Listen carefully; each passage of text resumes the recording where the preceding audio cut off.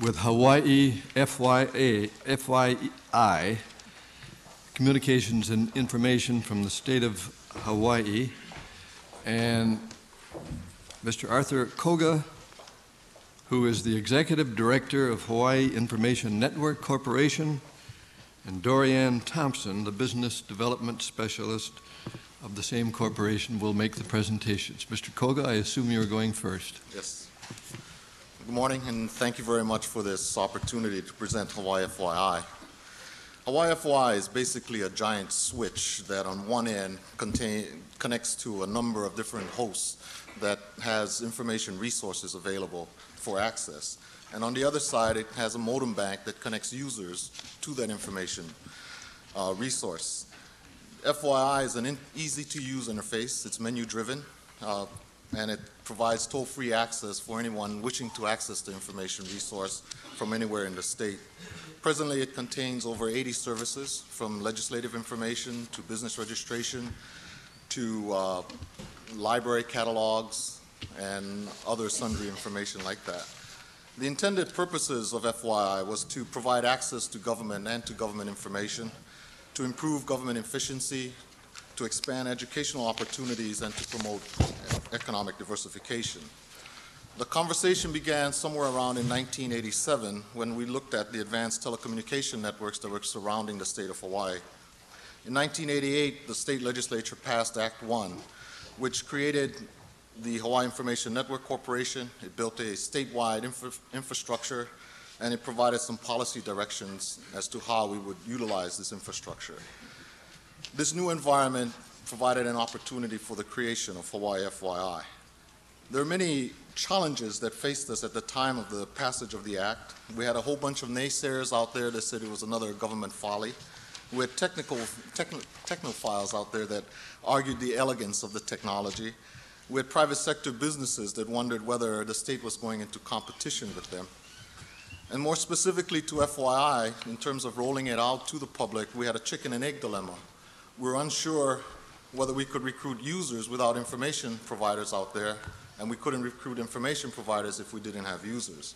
We did decide to offer government information as the first magnet or trigger service on FYI.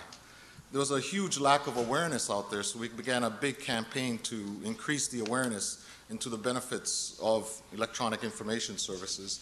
And we had a particular problem of the information have and have not. This had a potential of creating another class of people, those who had access to electronic information as well as those who did not have. And we addressed that by placing public access terminals in each of our public libraries and schools.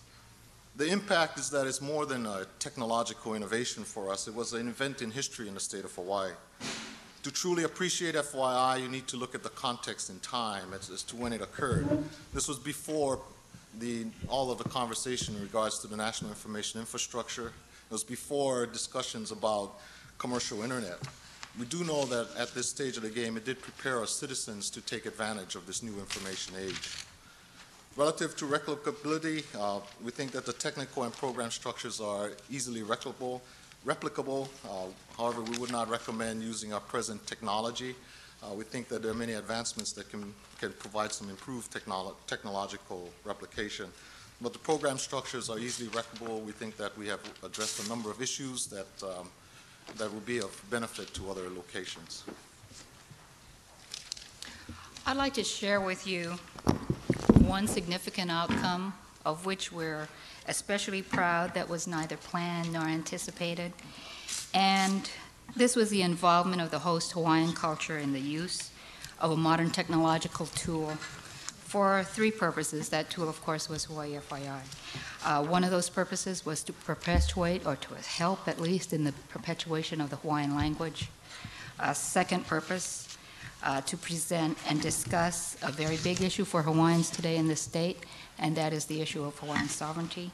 And the third purpose was to disseminate a bit of cultural information. I'd like to expand a little bit on this last point, the dissemination of cultural information, and describe to you a little fragment of one project. Polynesian voyaging was practically a lost art up until the 1990s. when traditions were refound, tested, proven, and, this was novel, the information was disseminated. Volumes of information were disseminated electronically. Everything from how a canoe is built, to traditional Hawaiian medicine, to Hawaiian terms for parts of a canoe, to ancient wayfinding techniques. And it went on and on. About 12,000 fifth and sixth graders were able to, using a computer and modem, access this information on FYI. Educationally as well as culturally, we're very proud of this small but very significant to us outcome. Thank you. Thank you both very much. Now, are there questions from the committee? Yes, Max. Let me ask you to contrast the reason that you first started, which was legislative services, which on the one hand seems to me to be a fairly narrow audience compared to the last one, which is a very broad audience. How has it developed? Because it seems to me that people who work with the legislature are going to be the people looking at these texts and things like that, and allow you to maybe complete what you were going to tell us when your time ran out. You're correct. It started in a very defined manner, and there were certain services that were targeted.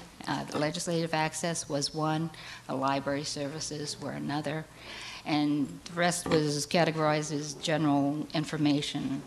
And we were fortunate, I think, to become involved in a very large educational project around, in this case, the Polynesian Voyaging Society.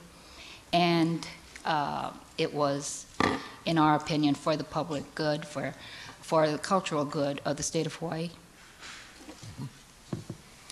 Dot? Yes. Addressing the issue of access by, you referred to the have-nots, those without the technological equipment, perhaps, to access the system. You mentioned you addressed this by making sure there were terminals or equipment available in every public school and every public lab. And every public library? The answer to that is yes. We have placed terminals in every public library, every public school library.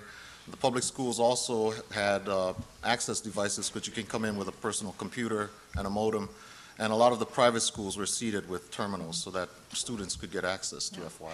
I would assume that there's a concern over hours of availability, since those are public institutions that would have limited hours. And are you happy with what you have now, or do you have any plans to expand access in other ways? Well, we just recently conducted a joint venture with Apple Computer and the Department of Education for purchase of computers. Our ultimate objective is to have a computer or at least some access device in every home in the state of Hawaii.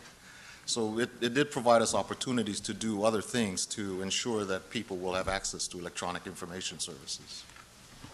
Yes, Jack. What was a monumental piece of pioneering in 1987, 88, and 89 now exists in a somewhat different world when there's 3 commercial online services and growing.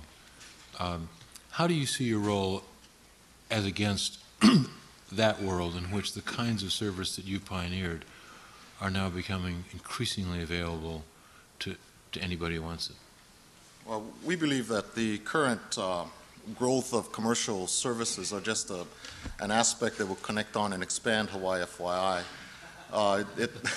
The commercial world out there do charge a fee, and internet access is also very limited, although there's a lot of users out there.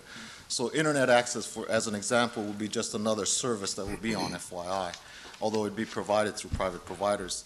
We still need to provide a free access. I mean, we're really talking about access to government information and how that occurs. So it's a question of, do they go down to the office, or do they have capabilities of accessing it at home? And we think that FYI will always be needed, or something like FYI will be needed to provide that access. I'd say that's a pretty good answer from a Michigan State University graduate. Barbara?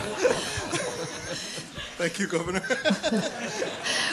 One of the uniquenesses of Hawaii is obviously the island system that creates and makes up your state. Can you cite any examples where the communication across, from island to island, across the state in a more ready fashion than many other communications have added anything to the sense of Hawaii as a whole?